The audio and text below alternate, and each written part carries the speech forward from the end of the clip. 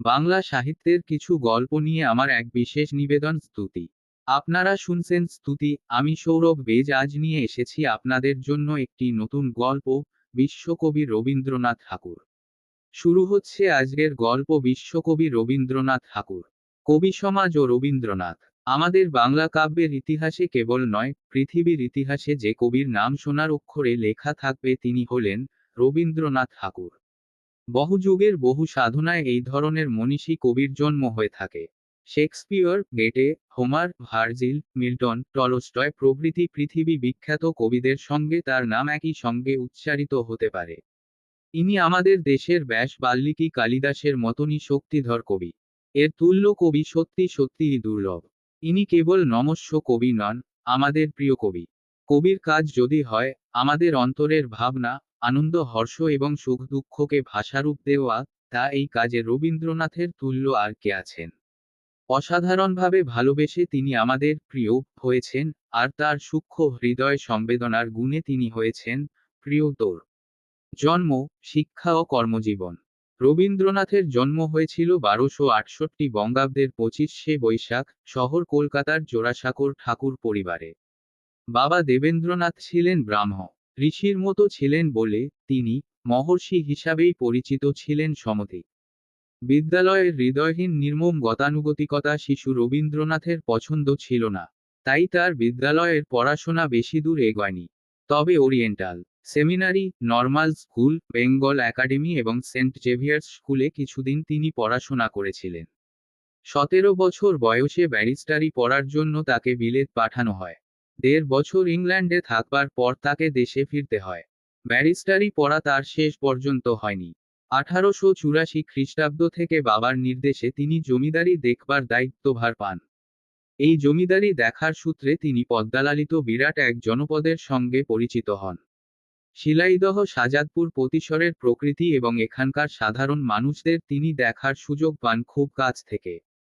কবিজীবনে পদ্মালালিত এই জনপদের প্রভাব অনেকখানি। কবিত্ব। রবীন্দ্রনাথের কবিত্ব শক্তির বিকাশ ঘটেছিল অতি শৈশবকাল থেকে। 9 বছর বয়স থেকেই তিনি সুন্দর সুন্দর কবিতা লিখতে পারতেন। বনফুল, কবি কাহিনী এবং ভানুসিংহের পদাবলী তার কৈশোর ও প্রথম যৌবনে লেখা কাব্যগ্রন্থ। তিনি যখন ইংল্যান্ডে ছিলেন, সেই সময় ভারতী পত্রিকায় তার লেখা ইউরোপ প্রবাসীর পত্র প্রকাশিত হয়।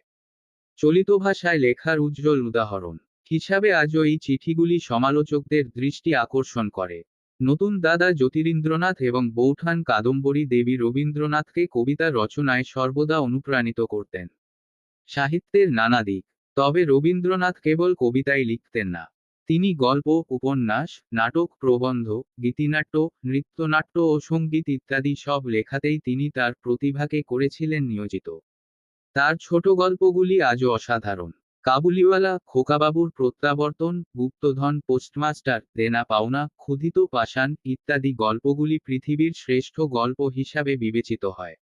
নৌকাডুবি, চোখের বালি, গোরা, রাজর্ষি ইত্যাদি উপন্যাসের তুলনা হয় না।